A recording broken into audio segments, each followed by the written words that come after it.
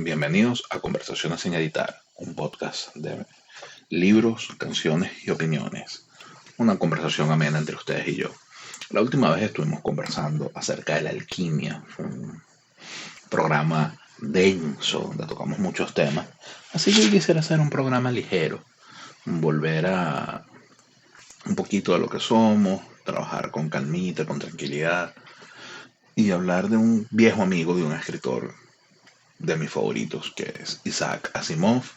Ya les hablé de él cuando conversamos acerca de la última pregunta, pero hoy quisiera traerles otra propuesta de Asimov. Hay unos premios en la ciencia ficción que se llaman los premios Hugo.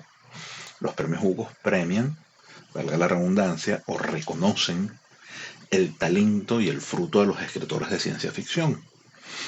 Por supuesto, Arthur C. Clarke no puede faltar, novelas históricas, Fahrenheit 451, Crónicas Marcianas de Ray Bradbury, Odisea 2001 evidentemente, Encuentro con Rama, con Arthur C. Clarke. O sea, hay una gran cantidad de ganadores dependiendo, además de diferentes categorías, porque aunque actualmente no es un género tan cultivado como en los 70, principios de los 80, sigue siendo un género cultivable y sigue habiendo muchísimas obras acerca de ciencia ficción. En aquel momento había cualquier cantidad de categorías, había cuentos, novela larga, cuento corto, narrativa, había especial interés sobre todo en lo que llamaríamos la ciencia ficción hardcore, dura, mucho hablar de tecnología, mucho hablar de diseños futuristas, mucho hablar de sociedades, mucho hablar de cosas tangibles. Y Asimov en algún momento, el español tenía un genio indiscutible, se le ocurrió, mira, ya va. Yo hablé de los robots, inventé la palabra robots, la incluyeron en el diccionario Oxford del inglés, existe la palabra robot, traída por Isaac Asimov, sobre todo la palabra robótica o la ciencia de trabajar de los robots, y fue un palo. Hablé de las 3 leyes de la robótica, que podemos hablarlas en otro momento, pero son cruciales para el desarrollo de muchas de sus historias. Y resulta que se le ocurrió un término nuevo, un término aún más extraño, un término llamado psicohistoria. Entonces dirán, bueno, psicohistoria, historia de la psicología, historia psíquica. Pues no, la psicohistoria, y voy a voy a hacer un resumen libre, no me voy a copiar de la Enciclopedia Galáctica, lo siento. Es una ciencia que trata a la humanidad de manera estadística. Bueno, la humanidad de manera estadística, ¿cómo es eso? Fácil. ¿Cómo funciona la cinética de gases? La cinética de gases funciona porque hay tal número de átomos o de moléculas de un gas que su número es tan grande que te permite predecir exactamente cómo se va a comportar el volumen tan grande de gas. Es literalmente estadística aplicada a la física newtoniana, a la física del movimiento. Tú ves la cinética de gases, el gas se va a expandir tanto, porque hay tanta presión, hay una serie de variables y te permite saber cuánto le cabe a un recipiente, cuánto volumen ocupa el gas. Pero si tú intentas, por ejemplo, individualizar dónde está la molécula A del gas tal en tal espacio, es imposible. Cuando llegas a esos espacios te encuentras de lleno con el principio de incertidumbre de la mecánica cuántica y te dices, epa, pero cuando es muy grande se puede aplicar la mecánica newtoniana, yo puedo predecir, pero cuando es muy pequeño me encuentro con el principio de incertidumbre. Asimov, en su pensamiento, desarrollado por el gran Harry Seldon, llegó justo a la misma conclusión y dijo, pero ya va, espérame un momentico, páramelo y bingo. Si yo tuviera la cantidad necesaria de seres humanos, pudiera manejarlos exactamente como los gases, es decir, yo pudiera predecir su comportamiento ante ciertos hechos, llamémoslas variables. Y, por supuesto, hasta ahora esto es fantasía, pues resulta que sí, que se desarrolla, estamos hablando en el Imperio Galáctico, 25.000 años de historia de la humanidad, ha habido 12.000 años de paz en el Imperio Galáctico, y un hombre, Hari Seldon, con las herramientas de la psicohistoria, descubre que el imperio está por derrumbarse. Como no se ve, no parece, todo está normal, estamos en el culmen de la ciencia, hemos ocupado literalmente el imperio galáctico, la galaxia está repleta de seres humanos, no nos hemos encontrado con ninguna otra inteligencia, somos los únicos, tenemos toda la galaxia para nosotros, pero Hari Seldon dice, con las herramientas de la psicohistoria, mira, esto se va a caer. Y se va a caer por que sí, porque lo he probado con una serie de estudios. Entonces, la psicohistoria formula que todos sus postulados son válidos siempre que se trate de una cantidad suficiente de seres humanos como para que el valor estadístico sea válido. Es decir, no podemos aplicar la psicohistoria a una casa donde son 6 personas. No podemos aplicar la psicohistoria a un edificio donde son 100 personas. No podemos aplicarle la psicohistoria a un país donde son 4 millones de personas. Estamos hablando que la psicohistoria necesita números estadísticos. Estamos hablando de billones de personas. Y en el momento la población del Imperio Galáctico le permitió a Hari Seldon establecer una serie de hitos de la historia galáctica que iban a ocurrir mediante la psicohistoria y que él sabía que iban a pasar sí o sí. ¿Por qué? Porque el estudio le permitió saber que mediante ciertas condiciones la humanidad como masa se iba a comportar de una manera. Y para eso el tipo llega y se le ocurre, bueno, vamos a hacer 2 fundaciones. Una fundación para la Enciclopedia Galáctica, donde todos los científicos van a van a ir a un sitio y van a guardar todo el conocimiento del ser humano en cuanto a arqueología, física, matemática, geografía, etcétera. O sea, vamos a planetología, cómo estudiar los planetas, cómo terraformar un planeta, cómo controlar el clima. O sea, todo lo que tenemos de ciencia lo vamos a convertir, lo vamos a escribir en esa enciclopedia. Pero, ¿qué sucede? Por supuesto, el gobierno, tú le dices a un gobierno, epa, te vas a caer, no importa lo que hagas, te vas a caer. Y al gobierno no le gustó. Y empieza el problema de cómo se crea la fundación. No les voy a echar todo el cuento para no hacerles spoiler, pero el gobierno, bueno, está bien, haz la fundación, pero no los quiero aquí en el planeta de gobierno. No los quiero en Trantor, el mundo central del Imperio Galáctico. Ustedes se van a ir a Terminus, el último planeta descubierto prácticamente, chiquitico allá en el fin, al final de las estrellas, más allá de la mano izquierda, ahí. Más allá de la provincia real de Anacreonte, más allá de los reinos, vaya, más allá de Vega, Sirio, de Arturus, para allá, bien para allá. O sea, prácticamente en los brazos de la espiral galáctica, allá en la última puntita antes que se acabe la Vía Láctea, ahí, para allá.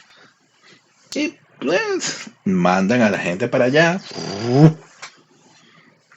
Pasan 50 años de este hecho, evidentemente. Cuando pasan 50 años de este hecho, sucede algo importante. Empieza una visita de alguien del reino de Anacreonte a la fundación, al planeta Terminus. Los enciclopedistas le dicen, sí, aquí estamos nosotros, sí, somos la enciclopedia galáctica, nosotros venimos a salvar la humanidad. ¿Y qué hay para Anacreonte? ¿Qué hay para Anacreonte? En Anacreonte no hay nada, chicos. O sea, nosotros somos lo que hemos sido durante los últimos 50 años, una expedición científica. Aquí no hay nada para ustedes. Bueno, pero ustedes tienen tierra y son poquitos, este planeta está deshabitado. Y si dividimos unas parcelitas de tierra, ¿qué parcelas de tierra? Si te estoy diciendo que esto está bajo el emperador. Anacreonte respeta al emperador, pero nosotros, bueno, viene un eh, embajador del imperio, y cuando ven el embajador del imperio, hablan, y utilizando una ciencia llamada la lógica simbólica, que no es más que traducir el lenguaje humano a símbolos matemáticos para deducir realmente lo último de lo que se está hablando, descubren que el tipo estuvo un mes aquí en el planeta y no dijo nada. ¿El imperio nos va a proteger? No. ¿El imperio nos va a ayudar? No. Derechos a Anacreonte, lo que a Anacreonte se le ocurra. Y es donde surge uno de los personajes interesantes de la novela, el gran Salvador Harding. Y Salvador Harding, que había visto esto, que en su momento estudió psicología, aunque no pudo llegar a las profundidades de la psicohistoria. ¿Por qué no pudo llegar? Porque ahí viene el segundo axioma. Para que la psicohistoria funcione, las masas tienen que ser ignorantes para que su conducta sea realmente estadística y no sea dirigida. Es decir, si tú sabes que si metes el dedo en el fuego te vas a quemar, tú no vas a meter el dedo en el fuego. Pero si eres ignorante, la naturaleza humana estadísticamente va a decir que todos alguna vez le vamos a meter el dedo al fuego y nos vamos a quemar. Pasa con todos los niños, es estadístico. Todos los niños tarde o temprano les llama la atención el fuego, el calor y tratan de asirlo, de agarrarlo y se queman. Entonces, si no les advierten, si papá no les pega, para ellos lo van a hacer. Igualito funciona la psicohistoria. Si nadie te dice, tú vas derechito con tu instinto y estadísticamente te comportas como es. Claro, si alguien te advierte que si te vas por ahí, no sé, destruyes el planeta, evidentemente tú tuerces el rumbo y dejas de ser predecible.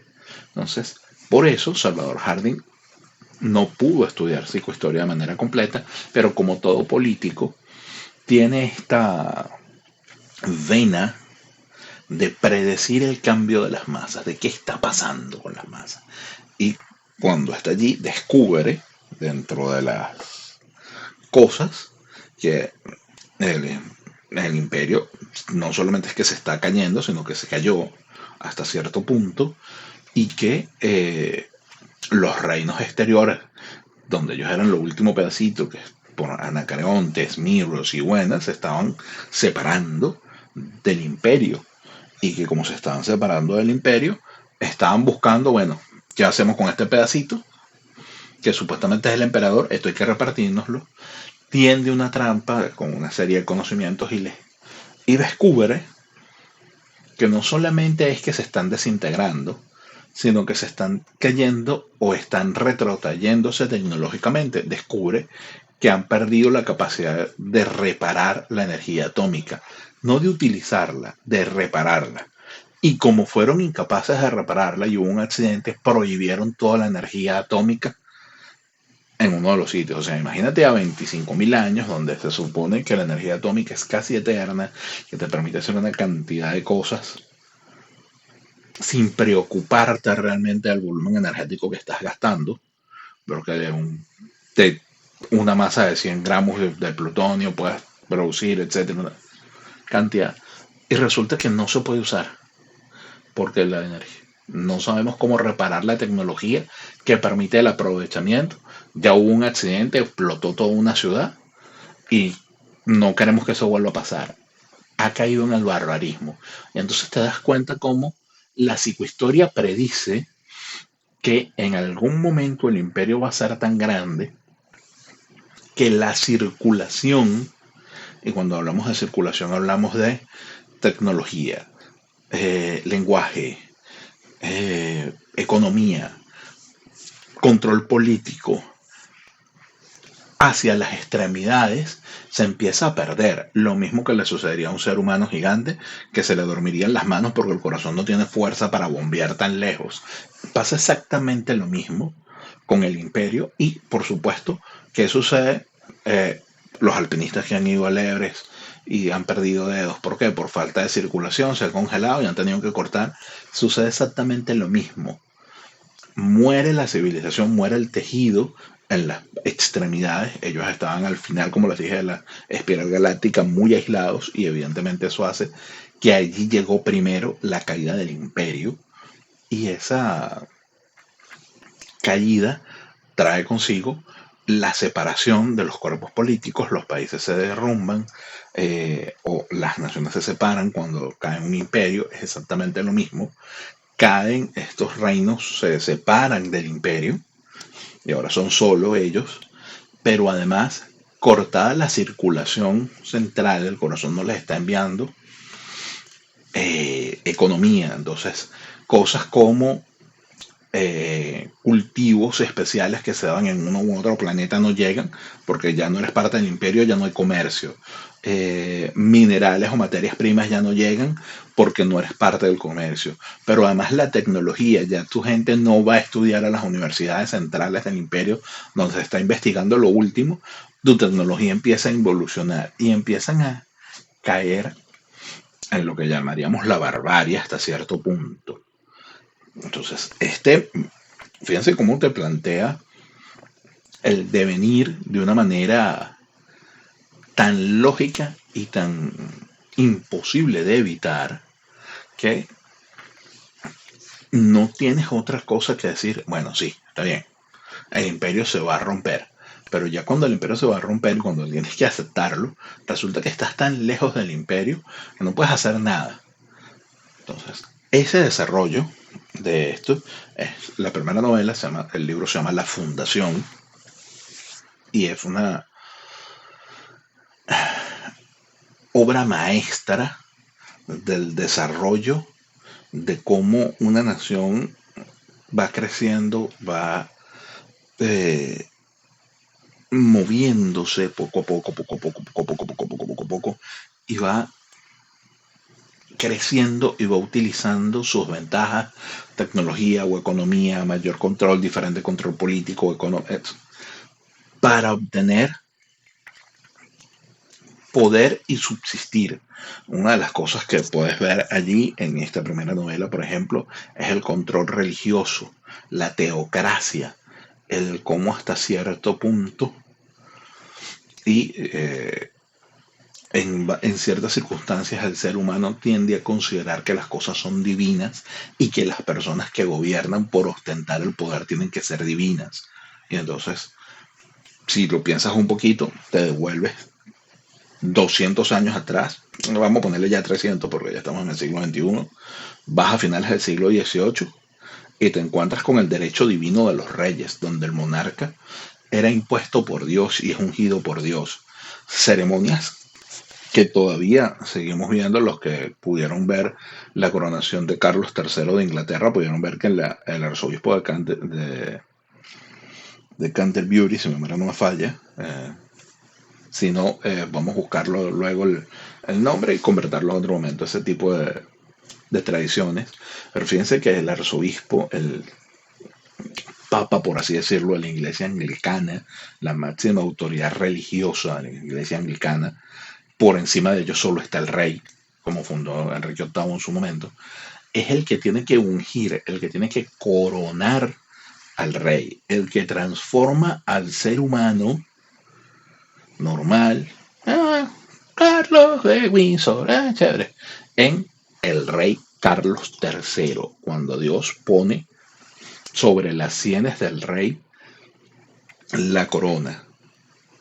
Y como decía algún poema antiguo, en el vacío de la corona del rey tiene la muerte su corte. Dentro de un globo en algún momento la muerte estira y que adiós rey.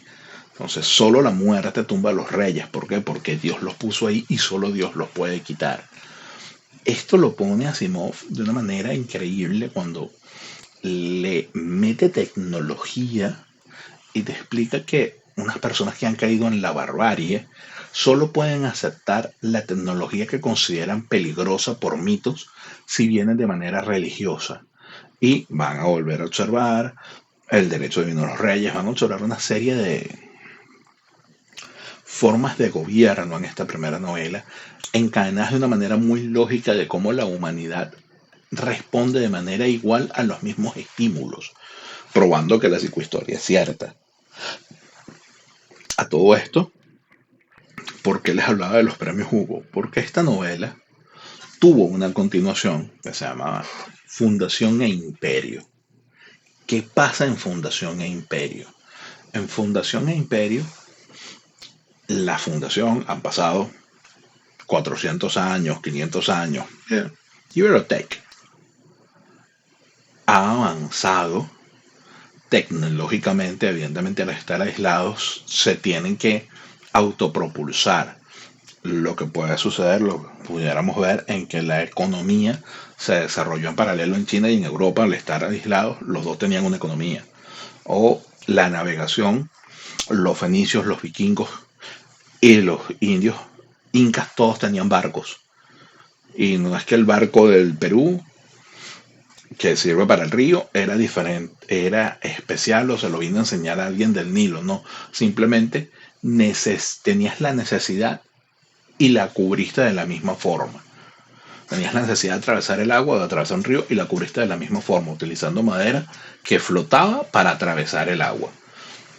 Con mayor o menor diseño, con formas instruidas de manera diferentes por las culturas o por el entorno geográfico o por la disponibilidad de los tipos de madera, el tipo de río, la distancia a navegar. Los que lo hicieron por mar, las distancias a navegar por mar, que evidentemente es completamente diferente al río, pero al final todos tuvieron barcos propios diseñados autóctonamente, que luego en algún momento, cuando las civilizaciones se encuentran, empiezan a fusionarse, pero en su momento eran barcos completamente diferentes para cada uno. Entonces eso hace lo mismo. Entonces, mientras el imperio está decayendo, ya no desarrolla tecnología porque se está muriendo, la fundación está a toda mecha diseñando tecnología, y como eran un sitio más pequeño que todo un imperio, empieza lo que llamaríamos la miniaturización, y refleja hasta cierto punto algo que Asimov vio en vida: el cambio de tamaño en las cosas. ¿Qué cosas vio Asimov en vida? Por ejemplo, la primera computadora, útil, ENIAC, tenía el tamaño de un edificio de 4 pisos, señores, y estaba llena de bombas y válvulas de vacíos y de relés al vacío.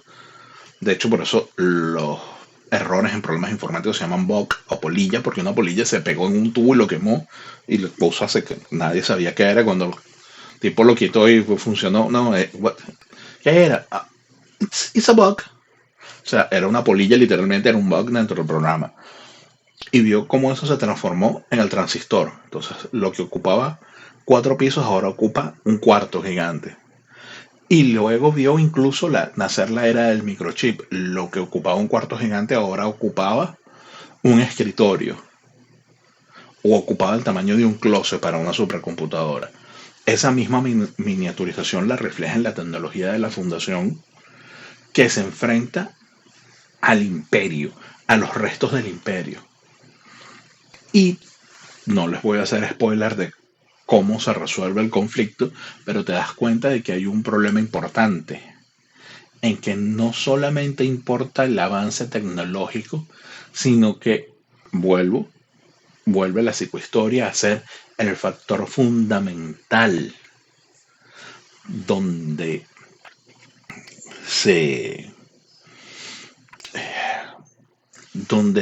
se define cómo funcionan las cosas, porque los hechos psicohistóricos son inalterables. Entonces es la psicohistoria la que prueba: esto va a pasar así, no importa lo que hagan, no importa cuánto avancen, no importa el tamaño de un ejército o del otro, importa cómo va a reaccionar la gente al final. Entonces este conflicto se resuelve de una manera increíble a nivel psicohistórico, se resuelve a un nivel